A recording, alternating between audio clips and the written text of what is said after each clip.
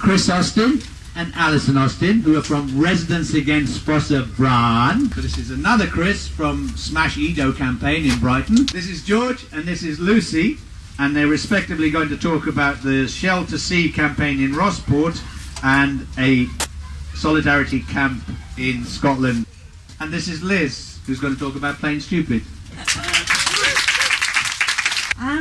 We are the Residents Against FFos-Y-Fran, and we've been fighting this open cast mine for the last 5 years.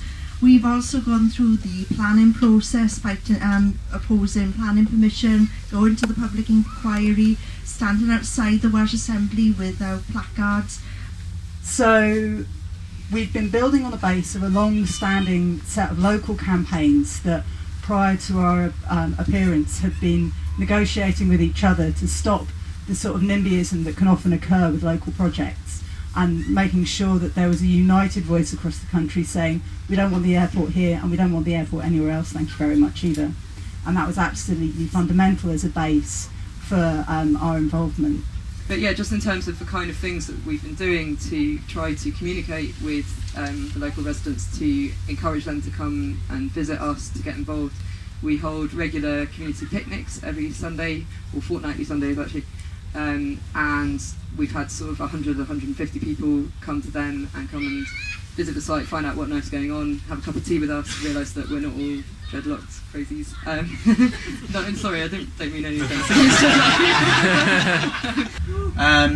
And we've had local support throughout the 5 years that we've been campaigning. We started by holding public meetings around Brighton. We've had lots of lots and lots of people in the community have been involved in the campaign over the years. There was a big meeting in which we asked the local campaign groups what they wanted to do next, and they said that we've had a long battle, we know it's going to be several years ahead, but we also know that we're being put under very heavy pressure by BAA. They're knocking on our doors, they're wanting to buy up our houses, they're intimidating us, and we'd like some backup, we'd like to be adopted.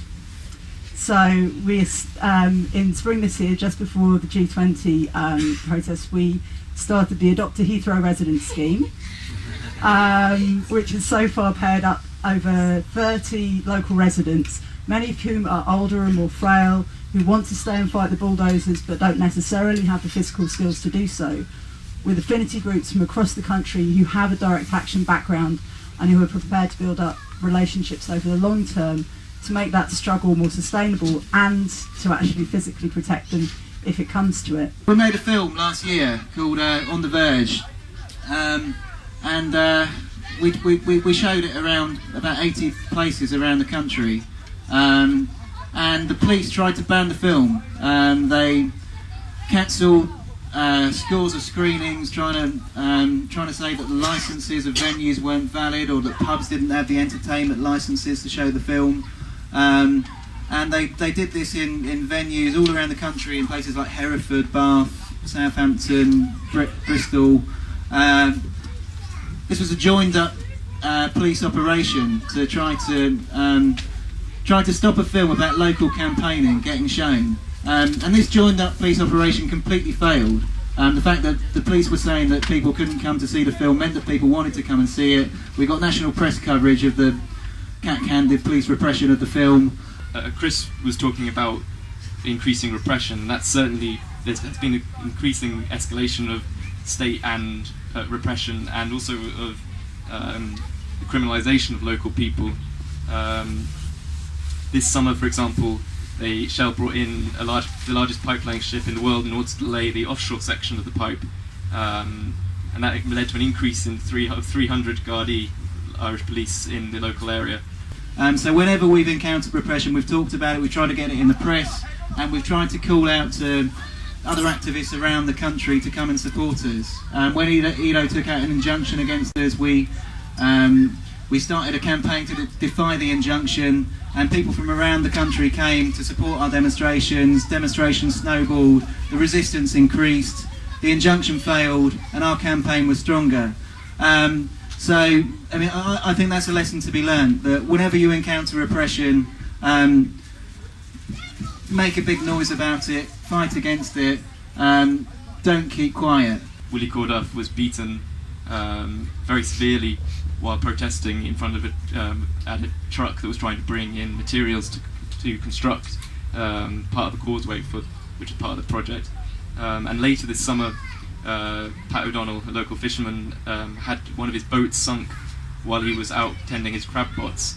It was early in the morning, and he was surprised by 4 masked men who boarded his boat, held him in a wheelhouse, and they were armed, went below deck and scuttled his boat, sank it.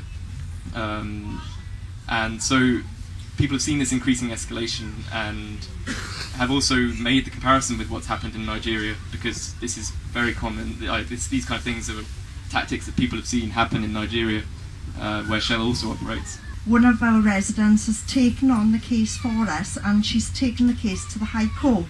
We won the case in the High Court and the planning permission was stopped. Unfortunately, the Welsh Assembly government took it to appeal.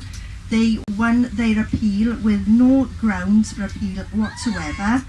The House of Lords refused to take it, and there is now a case in the European Parliament, and we're waiting to see what's happening with that. The community in Douglas resisted through the normal procedures of objecting to the planning application, and the vast majority of the community objected, and their feelings were basically completely overwritten by Scottish Coal and the Scottish Government. I was talking to Pat O'Donnell, who's a local fisherman, and he sees this as a trend in terms of if this project is allowed to go ahead, then it sets a precedent in Ireland and around the world for multinational companies to ride roughshod over local people's rights to control their lives.